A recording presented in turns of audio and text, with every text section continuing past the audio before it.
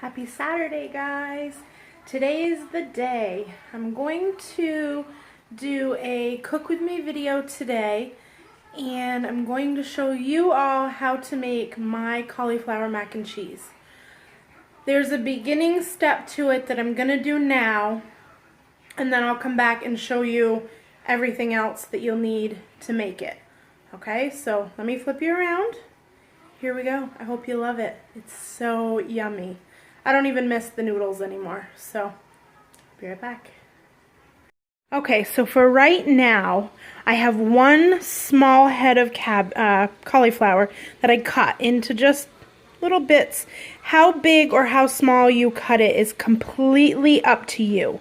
I like it a little bit chunkier. It feels like I'm getting more.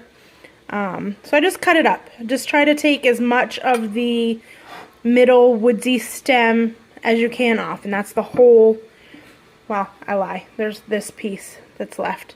I'm gonna eat it with my lunch. So right now we need that. We need a big, dry, clean kitchen towel, some salt, and some boiling water. So for now, I'm going to put a pinch of salt in my water. This is the dish I'm going to cook my cauliflower and cheese in, so I just put it in to make sure that it would all fit. And I have weighed this glass Pyrex dish when it was empty and written it down for the end of our recipe. So for now, I'm going to dump this into the boiling water. I'm going to cook it for probably 3 to 4 minutes. You don't want it to be mush, you just want to give it a head start and to release all of that water. Then I'm going to drain it out of the boiling water and I'm going to lay it out on this dry kitchen towel. We want to get as much moisture out as possible so that you don't end up with cauliflower soup. So I'm going to do that, and then I'm just going to let it sit on this towel for probably a good hour or two. Now I've done several things. I've actually spun my cauliflower after it's cooked in my salad spinner. That worked really good to get some of the water out too. I have used frozen cauliflower. You would just want to thaw it out like in a colander or a strainer or even on a towel, and just let it dry out. It does take a little time, but it will help your end result, I promise. So that's what I'm going to do right now, and I will come back in an hour or two and show you all the ingredients and how to put it all together, how to make the cheese sauce and stuff. So for now, I'm going to do this part. So I'll be back. Okay guys, here is everything we're going to need. This is a really simple recipe. You can really change it up any way that you want to, but here is our cauliflower. It has been blanched in the salt water, drained. After I put it in the colander, I let it sit in the sink for, I don't know, maybe 5 or 6 minutes, just drain the water off. And then it's just been kind of taking a little nap in this kitchen towel. It's all nice and dry. It's not soggy. It's still got some push to it. It's not mushy. It's not well cooked. It's just cooked enough to kind of release all that water. Then what you're going to need, and like I said, you can change this any way you want. This is kind of how I do it. I'm going to use 2 cups of the unsweetened almond milk for our liquid, and that's the 30-calorie original. I used the pan spray in our baking dish, so I just sprayed that. I have, hold on, let me look here. I have the fat-free cheddar. I used 112 grams, which is 1 cup. And like I said in my last video, you get so much more. There is no way I could put all of this in a cup measure. But on the back of the bag, this says, let me see if you can see it, serving size, 1/4 cup is 28 grams. So all I did was 28 grams 4 times to get a cup. And then I am using, everything when you look in the tracker is put in differently This one I could only do by ounces, so I converted it. I'm using 3.5 ounces, which is 42 grams. So there's almost, I don't know, I'd say almost a cup of that too. And that's the sharp light. So those are our cheeses. My mom and my grandmother both put cottage cheese in their macaroni and cheese. So this may be something that only I do. I don't know. But I like the texture of it, especially with the fat-free cheese that doesn't always melt really ooey and gooey. This will kind of get ooey and gooey. So I'm just doing 1/3 of a cup, and that's for this Fiber One cottage cheese. I then have 2 tablespoons in this little cup of the, I can't believe it's not butter light. And then I just see right now I don't have any flour out, so we're going to also need 2 tablespoons of the flour. So let me grab that and then we'll get to work. Okay, so I just grabbed 2 tablespoons of just plain all-white all-purpose flour. So what we're going to do, I have a pot heating up. There's always something in there. I guess it's just on the bottom. A pot, it's warming up. So we're going to put our 2 tablespoons of butter in there.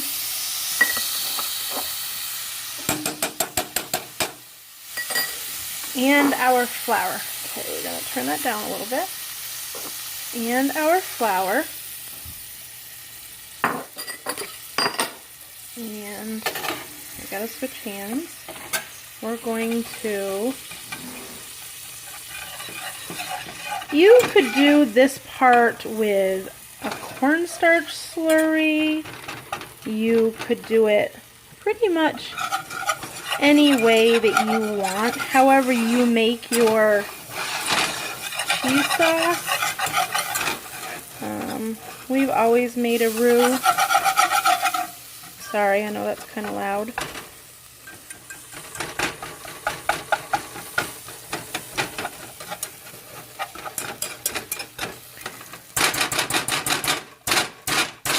You want to pull it away and you want to give it a little bit of time to cook.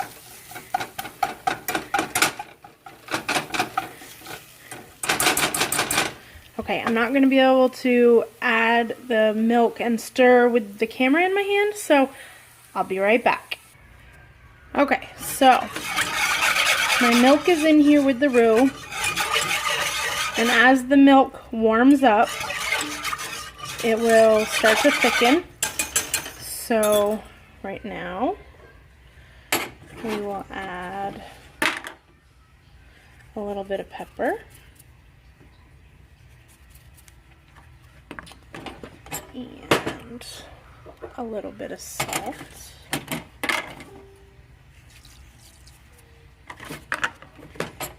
And just a sprinkle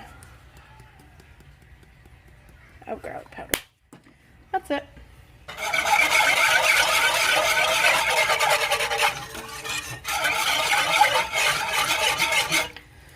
So I'm going to let this warm up. I'm going to keep stirring it, and as it warms up it will thicken, and then we will add the cheese, and then I'll show you the next step. Okay, so I just turned it down. It's pretty thick right now. So what I'm going to do, I took just a little pinch, this is about not even quite half a cup, just a pinch out of both of the bowls and kind of mixed it together. We're just going to use that to sprinkle on top. So I'm going to put our cottage cheese in here.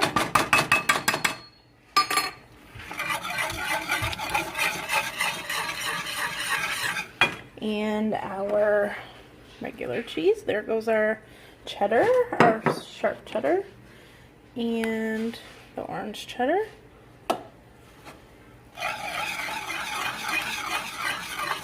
I'm just going to let this melt.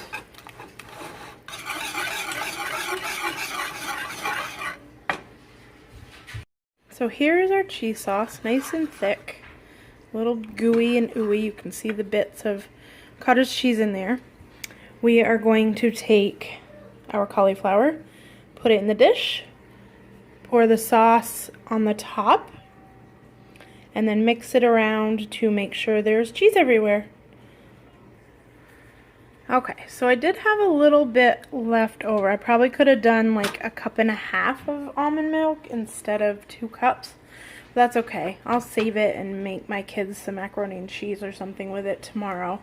But if you're using something that may make the points different with the almond milk, I could have used 1 cup or 2 cups and it would have been the same amount of points. So I'm okay that there's some left. So this is what it looks like. It's all mixed together. And then I'm going to sprinkle this cheese on the top.